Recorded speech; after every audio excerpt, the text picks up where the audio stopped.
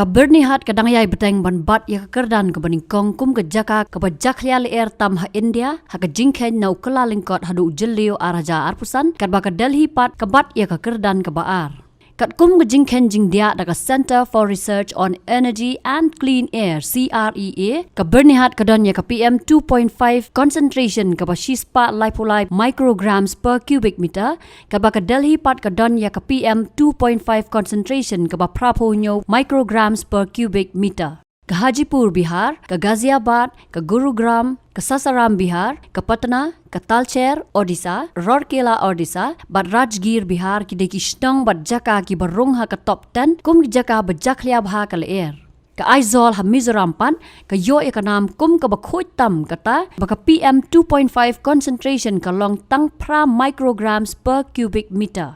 Nadu ubanay kalalingkot hadu ubanay jeliu ka Center for Research on Energy and Clean Air kala pendap banjit benya haki arspa laipo khandai teli jaka naki arspa khandai pulai teli ka balong prapo persen.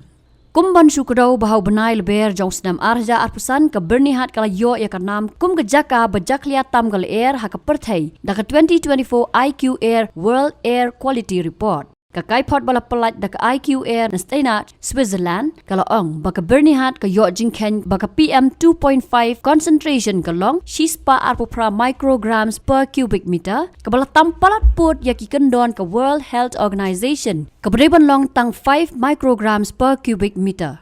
Ka Byrnihat ka de ka way na ki jaka ka badon bun ki karkhana hakaba ki don lipokondai teli ki industrial unit na Assam bat Southway teli na Meghalaya. Ha Meghalaya ki karkhana ki don ha ka jaka ka bakhot ka Export Promotional Industrial Park Haribhoi District kat bah Assam ki don ha Tamolkuchi jong ka Kamrup District. Ka Meghalaya State Pollution Control Board lingbau R9 namalai ulakan no ya ka Assam na ka benta ka Jingjakhlia kal air bat ong bana ki Southway teli ki karkhana hakal yang Meghalaya tang ar teli ki badon ya ka red category. Ka board kalaong baha Assam ka EQI hakabas dang ukala lengkot kalong laispa Southway ka bakdo sniu palat kat kum ka jingkhen haka Air Quality Monitoring Station haka Central Academy for State Forest Services. Hindray hakaliang ka Meghalaya ka EQI ka kdo baka Biang kat kum ka jingkhen haki Southly ki Monitoring Station ki badon ha Industrial Park kat Sanmer kat Nyomer bat Than Killing. Habatin, pej bahagi ki shop plus F. Ka plus F? Hakabam bangibam duna ki eki batte ye kamet. Namar kata habathiru atau khau kamlu ka umpnyang kadut pej ya ka shop plus F haka jingsom.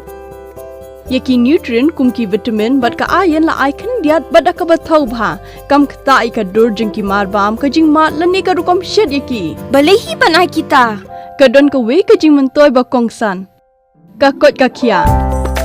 Ka nutrition bakam bha ka jing im bakam bha pendon kam daki mar ba modon ka shop plus F menta kasni Lawan Ra Shafi Lingba ko office jong Commissionerate of Food Safety Meghalaya.